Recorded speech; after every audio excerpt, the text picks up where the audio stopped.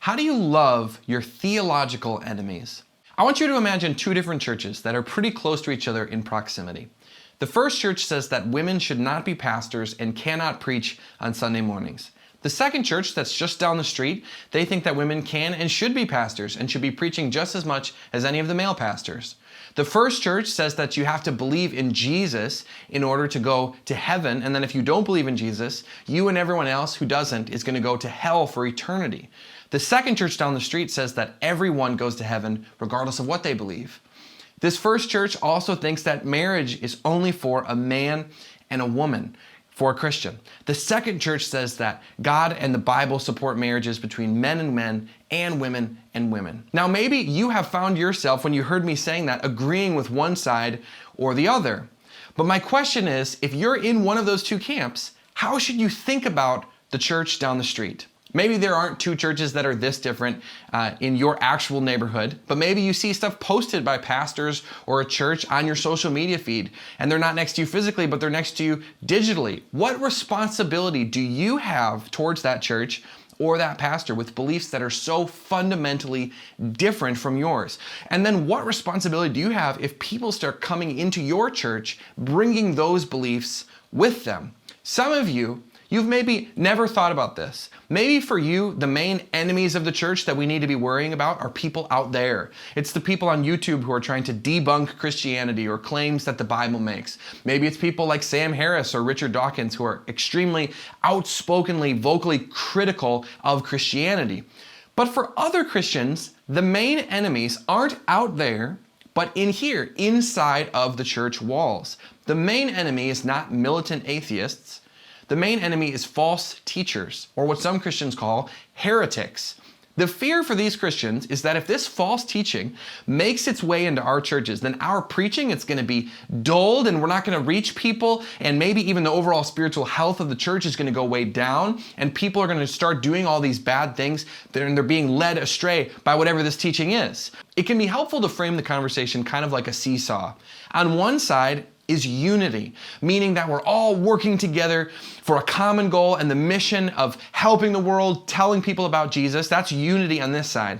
And then the other side of the seesaw is purity, which for the sake of our conversation, I am talking about purity of our doctrine, purity of our beliefs, the things that we actually think are true. For some Christians, they believe it is the duty of all of us to call out and denounce false teaching, no matter where they see it, whether it's the pastor from the new megachurch in town, or it's the pastor online who's been going viral and getting shared all over your feed. They believe that Christians, when they see these heretical tweets, they tweet their denouncement in response. Because for them, doctrinal purity, this side of the seesaw, is one of, if not the most important issue for the church. In those churches, becoming a Christian usually means affirming a set of ideas. Basically going down a list and saying, I affirm each of these. And if you don't affirm them or won't affirm them, your status as a true Christian may seem a little bit sketchy. Because if believing the right things is what categorizes a true Christian, then believing the wrong things can possibly cancel that out. American churches, they've had a long legacy of emphasizing the belief side, the purity side. For so many Christian pastors, the seesaw has tipped all the way over on the side of doctrinal purity. So much so that certain denominations refuse to take communion with other denominations. Others won't let you be a member depending on if you were baptized as an infant or an adult. They say if you haven't been baptized as an adult, you cannot be a member at our church. There are churches in America that still think of who is in and who is out based primarily on what they believe. And I don't think these are the outlying churches. I think this is the bulk of churches in America. Now, absolutely what you believe matters. Part of being a Christian depends on intellectually agreeing with some of these key statements and ideas. But what you believe is not the only thing that matters. And I would argue it's not even necessarily the main thing that matters. Now here's where I want to show my cards. Yes, I think doctrinal purity is important, but I believe that we have swung way too far in that direction in ways that have massive implications for how we are perceived by the world around us. We have put too much emphasis on the verses about combating false teaching and far too little emphasis on some of the actual words of Jesus. Before Jesus is taken by the Roman soldiers to be executed, he's about to die. He prays to God, and he lets his followers in on his prayer. He lets them hear what he is actually saying to God. Now look at what he says.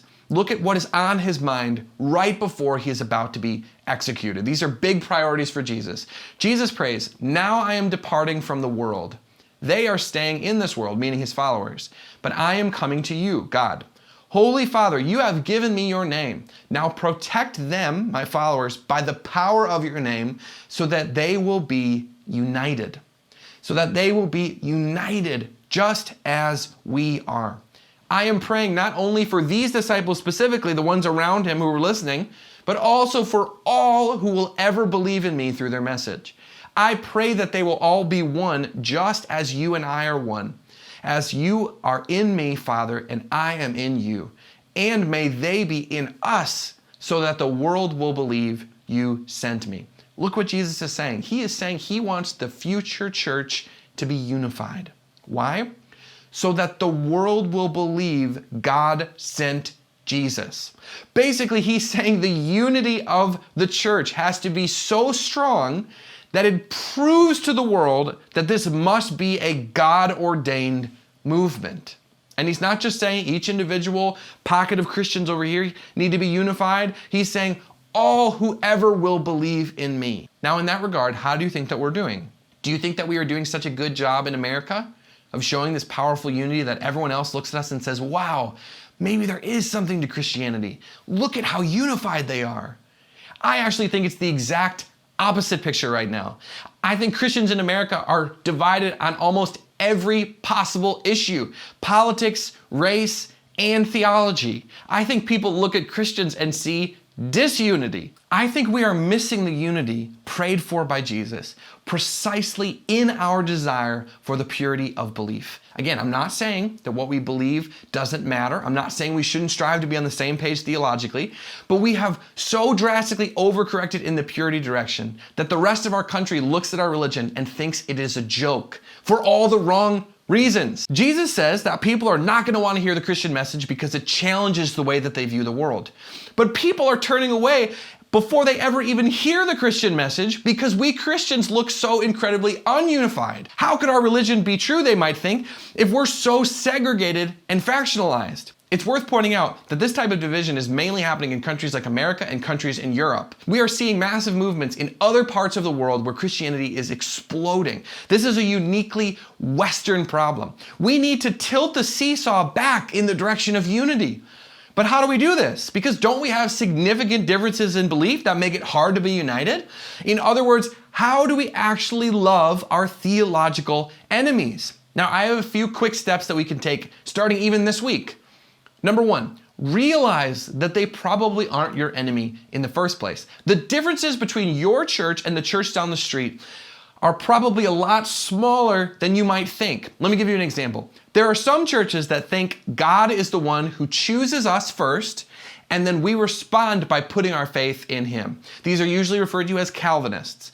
Then other churches think it's the reverse order, that we put our faith in God, God sees our faith, and then he chooses us. These are usually called Arminians. Now, I have been in churches where they have literally looked at people in the other type of church and said, these people can't be real Christians, they're Arminians. Do you see the ridiculousness of this? Both of the churches affirm the same big beliefs, that at some level, we put our faith in God and God chooses us. The only difference is the order. Yet churches will refuse to actually collaborate with each other because of this difference in belief. This is a historical problem too. Two famous Christian leaders were George Whitefield and John Wesley. They had massive influence, spread the gospel to so many people, but they actually stopped working together because of this specific debate. And then if we zoom out on a global level, we can see even more how ridiculous this is. There are entire groups of Christians in Africa and Asia and South America and the Middle East who have never even heard the term Arminian or Calvinist. And are we ready to say, because they don't affirm either of them, that they're heretics? Because they don't match our little narrow slice of the theological pie that we hold in our church, in our specific suburb, in our specific city, in our little corner of the world? There's this perfect interaction between Jesus and his follower John that shows how Jesus thinks about this. Master, said John, we saw someone driving out demons in your name and we tried to stop him because he is not one of us. So this is someone doing works in the name of Jesus, driving out demons. And John's like, yeah, but he's not in our group. He's not in our camp. What does Jesus say? Do not stop him, Jesus said, for whoever is not against you is for you.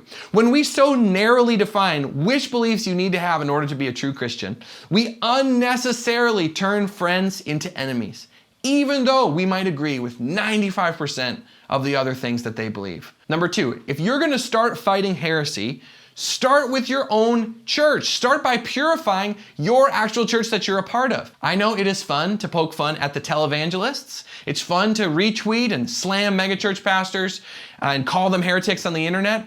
But is this productive? Are they going to change because of your post?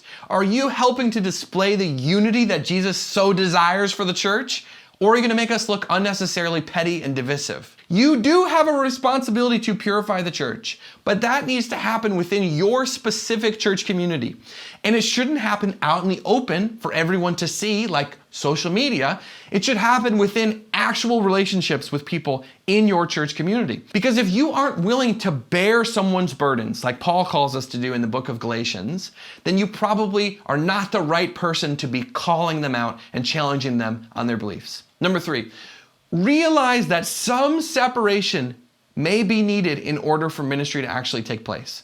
On some level, you may not be able to have everyone in the same local church community. You may have to keep some of you in one church and some in a different church. Because think about it, if you have a church that says we will only baptize infants, if half the leaders say that and half the leaders say we will only baptize adults, who's getting baptized in that church? Probably no one. You're going to be stuck in this theological gridlock. And so it may make more sense for you guys to say, listen, you go over there and you baptize infants in your church. We're going to baptize adults over here, but we can still link arms together and we can collaborate and be on the same team. And overall, the level of baptisms, people becoming Christians along the way, it's going to go up. And my last point is this. If they really are your enemy, you still have to love them. Some churches will hold such drastically different beliefs that they truly become enemies of the gospel, enemies of Jesus. You could think of like the Westboro Baptist Church or other cults that are very harmful for their members. What is our responsibility to them? Jesus in Matthew chapter 5, he says it clearly, love your enemies and pray for those who persecute you. You still have to love even those people if you are a Christian. You still have to add them to your prayer list alongside your friends and your family. If this seems hard to do, I totally understand. But I believe that if we try to live this way, God helps us along in loving people who we might think of as unlovable. And then maybe we can start painting a different picture that makes people on the outside think, wow, maybe there really is something to this Christianity thing.